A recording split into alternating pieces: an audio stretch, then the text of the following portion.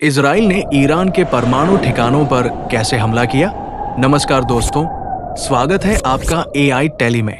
दोस्तों, आज हम बात करने वाले हैं उस सबसे बड़े और सबसे खतरनाक सैन्य ऑपरेशन की जिसने पूरी दुनिया को हिलाकर रख दिया। इजराइल ने ईरान के परमाणु ठिकानों पर हमला किया, लेकिन कैसे? कौन से हथियार इस्तेमाल हुए? क्या ईरान तबाह हो गया? और अब आगे क्या होगा? तो दोस्तों, वीडियो को लाइक करें, चैनल को फॉलो करें और चलिए शुरू करते हैं। पृष्ठभूमि, बैकग्राउंड।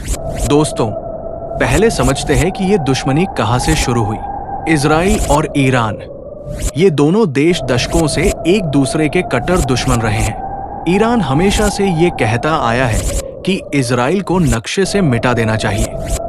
दूसरी तरफ इजराइल को हमेशा से डर रहा है कि अगर ईरान के पास परमाणु बम बन गया तो उसका अस्तित्व खतरे में पड़ जाएगा। ईरान का परमाणु कार्यक्रम, जिसे वो शांतिपूर्ण ऊर्जा कहता है, इजराइल और पूरे पश्चिमी जगत की आंखों में एक बहुत बड़ा खतरा है। यानी अंतर्राष्ट्रीय परमाणु ऊर्जा एजेंसी की रिपोर्टें बताती हैं कि ईरान यूरेनियम को 60% तक समृद्ध कर चुका था और परमाणु बम बनाने के लिए 90% की जरूरत होती है। यानी ईरान बम बनाने की दहलीज पर खड़ा था। इजराइल के प्रधानमंत्री ने साफ कहा, हम ईरान को परमाणु बम नहीं बनाने देंगे, चाहे कुछ भी हो। हमले की शुरुआत, द स्ट्राइक बिगिंस।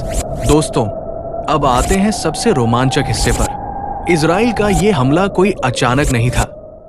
महीनों की योजना, खुफिया जानकारी और सटीक तैयारी के बाद इजराइल ने ऑपरेशन राइजिंग लायन को अंजाम दिया। हमला रात के अंधेरे में शुरू हुआ, जब ईरान की वायु रक्षा प्रणाली को धोखा देने का सबसे बेहतर मौका था। इजराइल के F-35I आदिर लड़ाकू विमान, जो दुनिया के सबसे आधुनिक स्टेल्थ जेट है, इन्होंने उड़ान भरी। ये विमान रडार की पकड़ में नहीं आते। ईरान के रडार इन्हें देख ही नहीं सके। साथ में थे F-15I रायम विमान, जो भारी बम ले जाने में सक्षम है। इजराइल ने पहले ईरान की वायु रक्षा मिसाइल प्रणालियों को निशाना बनाया ताकि आसमान साफ हो सके। इसे कहते हैं seed mission, suppression of enemy air defences. कौन से हथियार इस्तेमाल हुए? Weapons used. दोस्तों, अब बात करते हैं उन घातक हथियारों की जिन्होंने ये मिशन संभव बनाया। Number 1, bunker buster bombs. Iran के परमाणु ठिकाने जमीन के अंदर गहराई में बने हैं। नटंज और फोर्डो जैसे ठिकाने पहाड़ों के अंदर छिपे हैं। इन्हें तबाह करने के लिए इजराइल ने अमेरिका से मिले GBU-28 बंकर बस्टर बमों का इस्तेमाल किया, जो 6 मीटर तक कंक्रीट को चीरकर अंदर घुस जाते हैं। Number 2, rampage missiles. ये इजराइल का खुद का बनाया हुआ सुपरसोनिक मिसाइल है। ये 250 किलोमीटर दूर से दागा जा सकता है और सटीक निशाना लगाता है। Number 3, Delilah cruise missiles. ये मिसाइलें हवा में उड़ते हुए निशाना बदल सकती हैं। दुश्मन इन्हें रोक नहीं सकता। Number 4, electronic warfare. इजराइल ने ईरान की संचार प्रणाली और रडार को जाम कर दिया।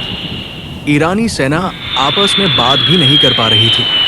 Number 5, cyber attacks. हमले से पहले ही इजरायली साइबर यूनिट 8200 ने ईरान के परमाणु केंद्रों के कंप्यूटर सिस्टम में घुसपैठ कर ली थी। मुख्य ठिकाने, प्राइमरी टारगेट्स। दोस्तों, अब जानते हैं किन किन ठिकानों पर हमला हुआ। पहला निशाना, नटंज। ये ईरान का सबसे बड़ा यूरेनियम संवर्धन केंद्र है। यहाँ हजारों सेंट्रीफ्यूज मशीनें काम करती हैं जो यूरेनियम को समृद्ध करती हैं। इजराइल के बमों ने भूमिगत हॉल को तबाह कर दिया। दूसरा निशाना, फोर्डो। ये ठिकाना एक पहाड़ के अंदर है, 80 मीटर गहरा। इसे इसीलिए बनाया गया था कि हवाई हमले से बचा जा सके। लेकिन इजराइल के बंकर बस्टर बमों ने इसे भी नहीं बख्शा। तीसरा निशाना, इस्फहान। यहाँ परमाणु ईंधन रूपांतरण की प्रयोगशाला थी। इस पर भी सटीक हमला किया गया। चौथा निशाना, मिसाइल डिफेंस सिस्टम्स। ईरान की S-300 और 2273 मिसाइल रक्षा प्रणालियों को पहले ही नष्ट कर दिया गया ताकि बाकी विमान सुरक्षित काम कर सकें। दोस्तों, अब सवाल ये है, ईरान ने क्या किया? ईरान ने जवाबी कार्रवाई की कोशिश की। उसने सैकड़ों ड्रोन और मिसाइलें इजराइल की तरफ दागी, लेकिन इजराइल की वायु रक्षा प्रणाली आयरन डोम, डेविड स्लिंग और एरो 3 ने मिलकर 99% से ज्यादा मिसाइलें और ड्रोन हवा में ही मार गिराए। अमेरिका, ब्रिटेन, फ्रांस और जॉर्डन ने भी इजराइल की मदद की, कुछ ड्रोनों को अपनी सीमाओं में ही रोक लिया। ईरान का जवाबी हमला काफी हद तक विफल रहा। दुनिया ने देखा कि इजराइल की रक्षा प्रणाली कितनी मजबूत है। दोस्तों, इस हमले के बाद पूरी दुनिया में हलचल मच गई। अमेरिका ने कहा, इजराइल को आत्मरक्षा का अधिकार है, लेकिन हम तनाव नहीं बढ़ाना चाहते।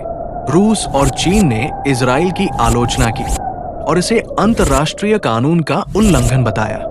अरब देश दो हिस्सों में बंट गए, कुछ चुप रहे, कुछ ने ईरान का समर्थन किया।